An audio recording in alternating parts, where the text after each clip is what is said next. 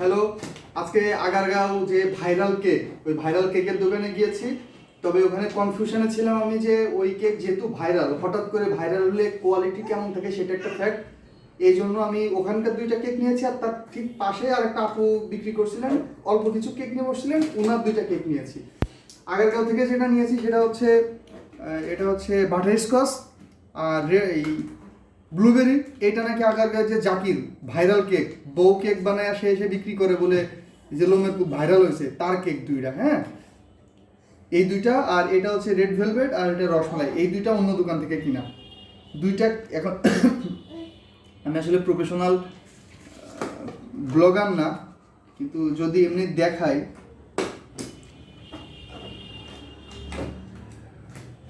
এই কেকের মাঝখানের যে লেয়ারটা, এটা পুরো ফালতু, মানে ভাইরাল হওয়ার মতো কোনো কিছু না।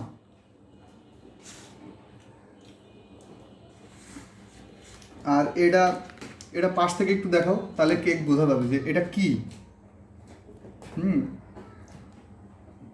একদম লোকাল যে কেক আছে ওই কেক।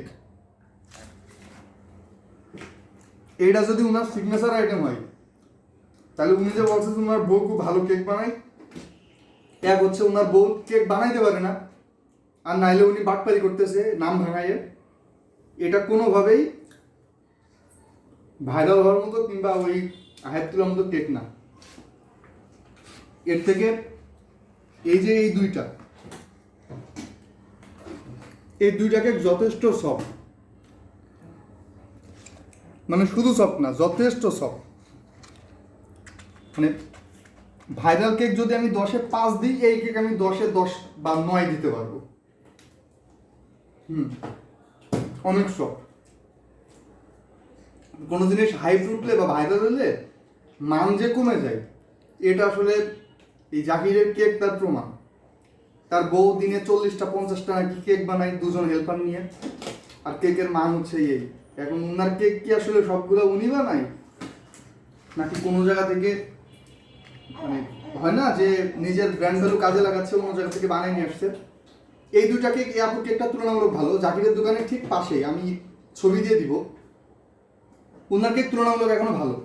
মানে আমি জানি না যে উনি কতদিন ভালো রাখতে পারবো। ওনাকে এখন প্রথম দিন নাকি 5টা বিক্রি হয়েছে, তারপর দিন 8টা বিক্রি হয়েছে, এখন আজকে নাকি 12টা বিক্রি হয়েছে। উনিও যদি 50টা কেক নিয়ে আসতে যায়, তাহলে ওনার কেকেরও মান থাকবে না, যেটা সত্যি।